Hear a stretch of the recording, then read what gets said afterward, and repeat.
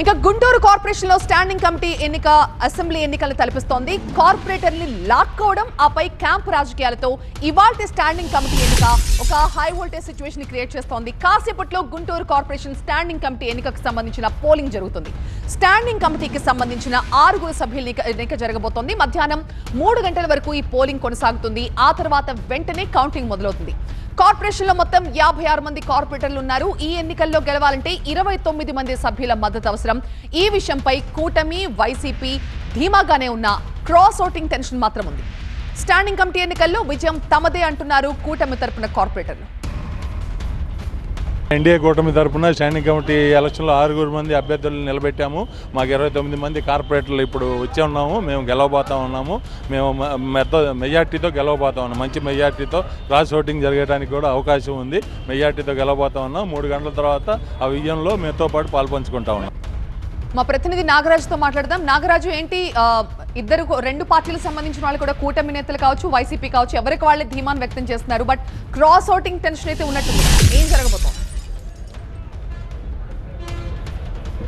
కొద్దిసేపటి క్రితమే TDP corporator అంటే కూటమికి సంబంధించిన మద్దతు ఇచ్చిన కార్పొరేటర్లంతా కూడా కార్పొరేషన్ కార్యాలయం వద్దకు వచ్చారు. వాళ్ళంతా కూడా ఇప్పుడే ఓటు వేసేందుకు కౌన్సిల్ హాల్లో కూడా వెళ్ళారు. మరొక వైపు చూసినట్లయితే వైసీపీకి సంబంధించిన కార్పొరేటర్లు ఎవరైతే ఉన్నారో వాళ్ళు కూడా ఇప్పుడే కార్పొరేషన్ కార్యాలయం వద్దకు చేరుకున్నారు. ఆ కూటమికి సంబంధించి అంటే ఆ వైసీపీ క్యాంపులో ఉన్న వాళ్ళందరినీ కూడా నేరుగా బస్సు ద్వారా ఇక్కడికి తీసుకురావడం అయితే జరిగింది. ప్రస్తుతం మనం విజువల్స్లో చూడవచ్చు. ఏదైతే ఒక బస్సు, ఈ బస్సులోనే మొత్తం వైసీపీ కార్పొరేటర్లంతా కూడా ఉన్నారు. ఈ వైసీపీ కార్పొరేటర్లంతా కూడా దిగి కార్యాలయంలో ఒకరికైతే వస్తూ ఉన్నారు. వచ్చిన వారందరినీ కూడా ప్రతి ఒక్కరిని కూడా ఇక్కడ చెక్ చేసి మనం చూస్తాం. మేయర్ కూడా కనిపిస్తూ ఉన్నాడు.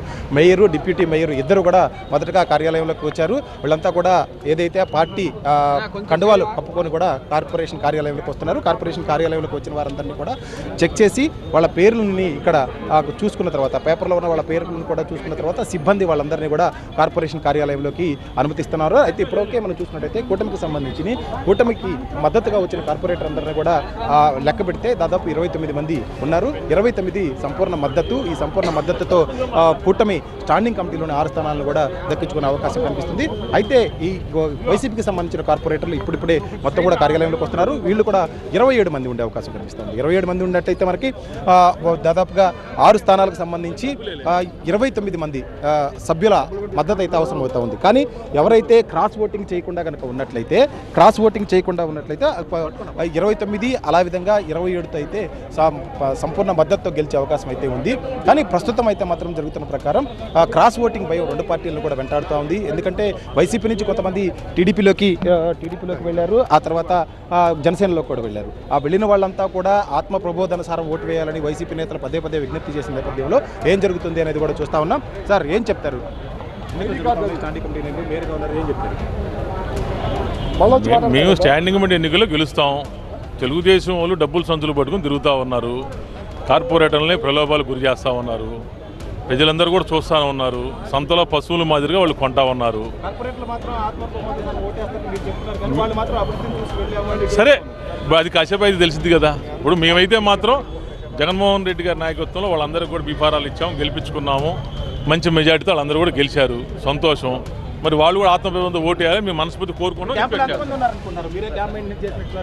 ఇప్పుడు మీరు క్యాంపులో ఎంతమంది ఉన్నారనే దాంట్లో ఇప్పుడు జరుగుతున్న పరిణామాలు రాష్ట్ర వ్యాప్తంగా జరుగుతూ ఉంటే మా బలం 45 బలాన్ని తీసుకెళ్లి క్యాంపు పెట్టింది ఎవరు? తెలుగుదేశం పార్టీ వాళ్ళు.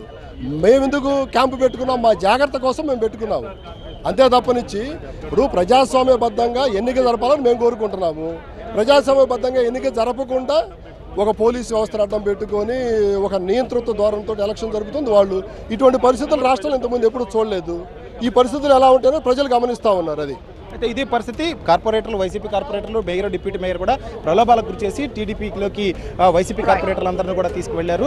రాష్ట్ర వ్యాప్తంగా కూడా ఈ పరిణామాలను గమనిస్తున్నారని చెప్పేసి వైసీపీ కార్పొరేటర్లు చెప్తుంటే, టీడీపీ వాళ్ళు మాత్రం అభివృద్ధిని చూసి తమకు మద్దతు ఇస్తున్నారు. క్రాస్ ఓటింగ్ ఇంకా వైసీపీలో ఉన్న వాళ్ళు కూడా టీడీపీకి మద్దతు ఇచ్చే అవకాశం ఉంది. కాబట్టి ఖచ్చితంగా 6 స్టాండింగ్ స్థానాలను కూడా గెలుచుకుంటామని చెప్పేసి కూటమి నేతలు చెప్తా ఉన్నారు.